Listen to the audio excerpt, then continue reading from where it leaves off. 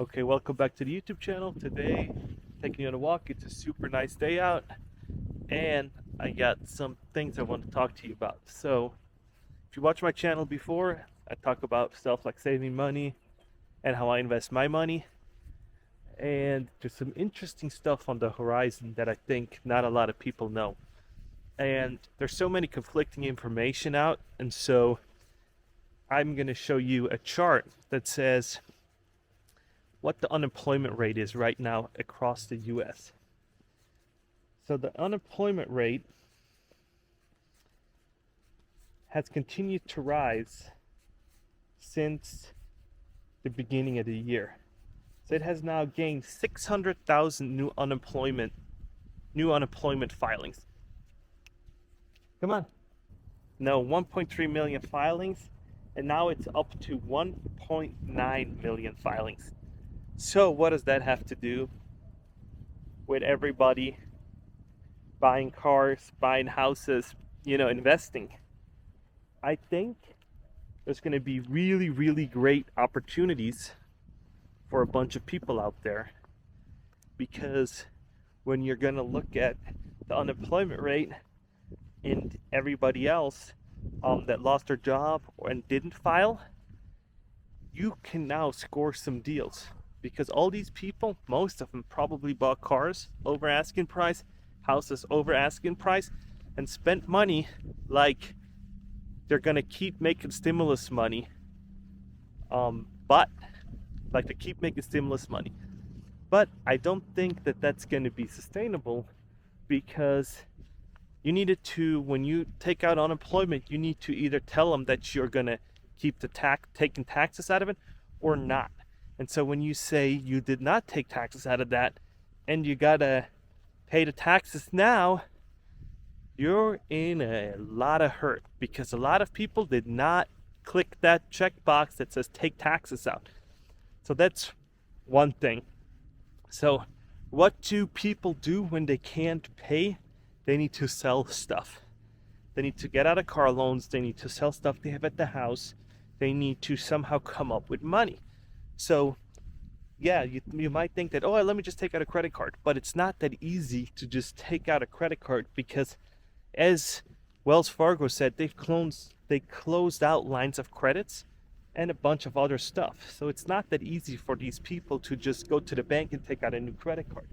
Especially when you're unemployed, I don't think they're going to give you a credit card for 12, 13 months, zero interest, just because you can't pay your bills this month and you want to put it on a credit card. That comes down to another point that said that you should not have overspent just because you have the money. Months isn't going to mean that you're going to be rolling deep for the rest of the year or something, just because you got money from the government, you had a few good months doing business. And all these people that got into real estate, and we're thinking, oh my gosh, it's COVID, it's the easiest job ever. Well, welcome to reality. Now you got to start selling. Car dealers, where people walking onto your lot and you charge them $10,000 over asking price, well, now you got to actually sell. You got to go to your boss and say, we need to lower prices, we got to work with this customer. Before, a year ago, you can just say $10,000 over asking price. If you're not going to take it, the next dude in line will. And that was the case. But now you got to sell, and you got to work, and there's layoffs. All of a sudden, you need to be competitive. So I think that a lot of people are going to be in a lot of hurt because they're not prepared for it. Didn't take the money that the government gave them and said, hey, we need to be conservative, because we are not going to always have that money disposable, that disposable income coming in.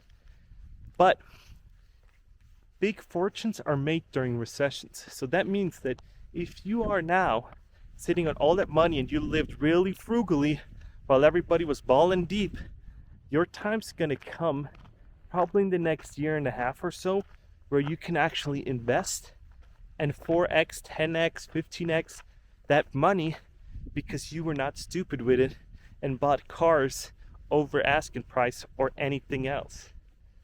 So I think we're gonna see some really good deals coming up with houses, with cars.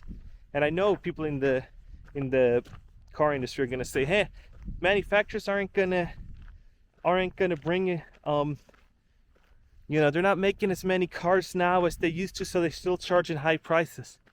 Well, thank God we have so many brands. One brand, maybe Mitsubishi or one of these Japanese brands, will say, hey, if we come in and start giving our cars out at a super low rate and we just do it with volume, all of a sudden you have competition. Then Ford's gonna knock their prices, Kia has to knock their prices, Hyundai, Toyota, and all of them.